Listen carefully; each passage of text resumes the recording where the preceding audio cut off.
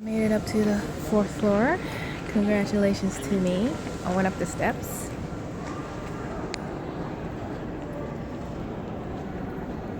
Anyway, and Lord and behold, I see the visible African Native American Lives in America's exhibit.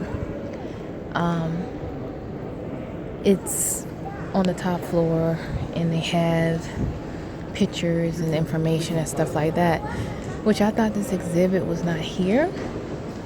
Usually they have them on the second floor near the gift shop when they have traveling exhibits, and this is one of those traveling exhibits, but looks like they have it displayed again. And I'm gonna kind of walk down and let y'all get a glimpse of what I saw a few years ago. And there's a book that goes along with it, like I was telling you. So anyway, this level is also reserved for workshop sessions and stuff like that. I don't think they have too much up here as far as artifacts and stuff. So here you go.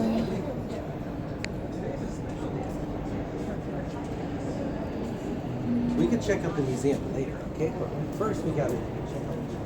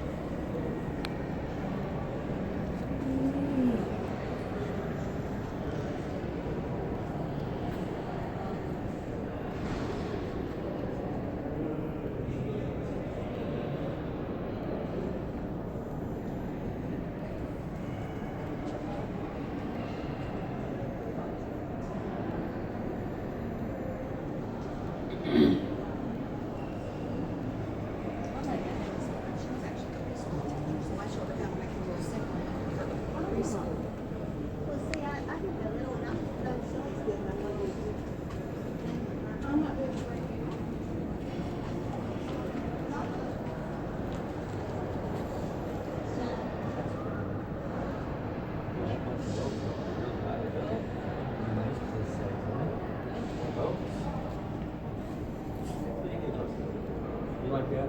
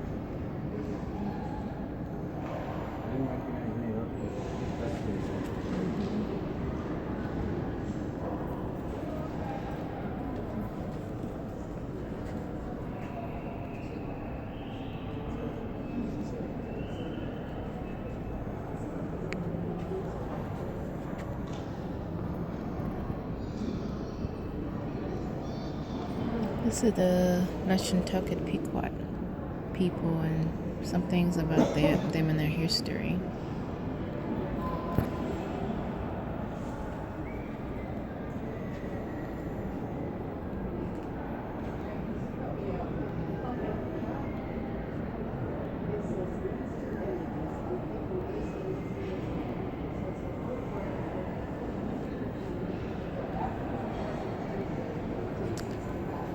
Yep, infamous Walker Plucker. People like him suck.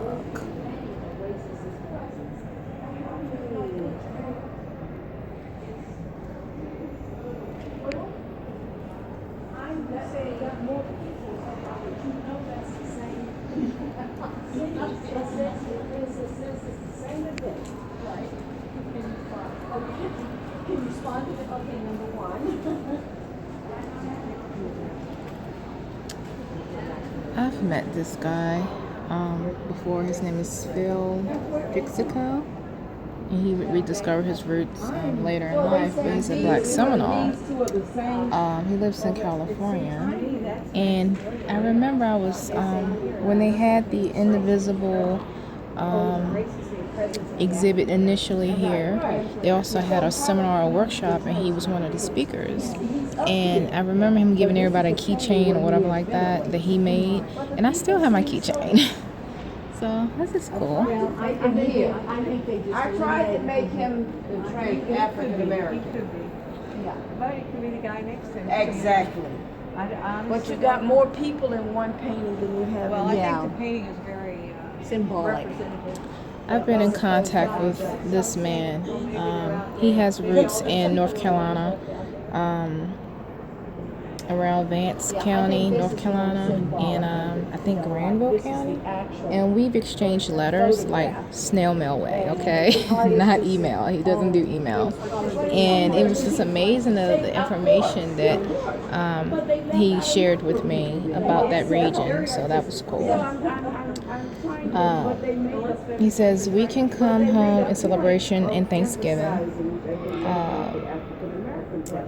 As he and others tracing their ancestry to Tutelos gathered at their historic village near Ithaca, New York, to reclaim their identity as Native people. The Tutelo were once a powerful people in the colonial Virginia. Yeah, baby. But by the early 18th century, they had been uprooted and dispersed in colonial wars. Many survivors to Tutelos were adopted by the Iroquois Confederacy and assimilated into the Native society located upstate New York and Canada. Others, however, dispersed throughout the Northeast. Many of us are still in the area. Keep that in mind. I've seen this lady around. She is a member of the Chappaquiddick Wampanoag tribe in Massachusetts. I know of her. I don't know her personally, but when I was at the Change the Name protest at FedEx Field with the R word Washington football team protesting the Change the Name, she was there. She was there as well as I can't think his name. I'm absent-minded right now, but people who've been around and you've seen in documentaries and stuff like that. So that was cool that I was able to be there amongst those people.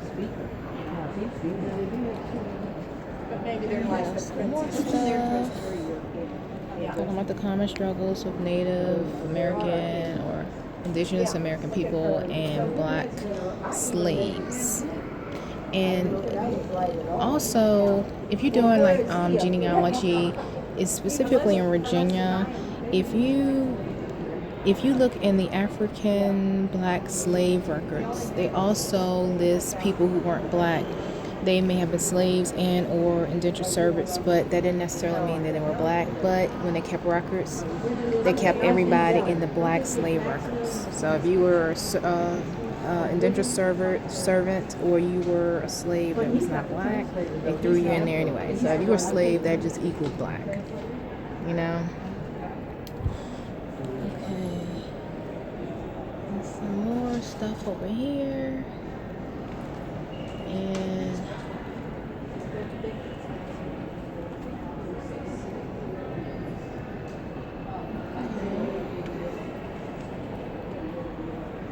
this is Afro Creek Herbal Doctor, Oklahoma.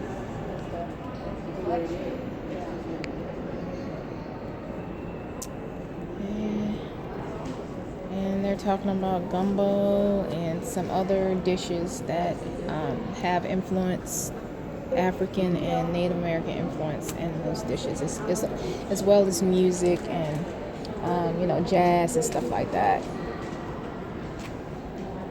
Latin America connections and contrasts. So you have that.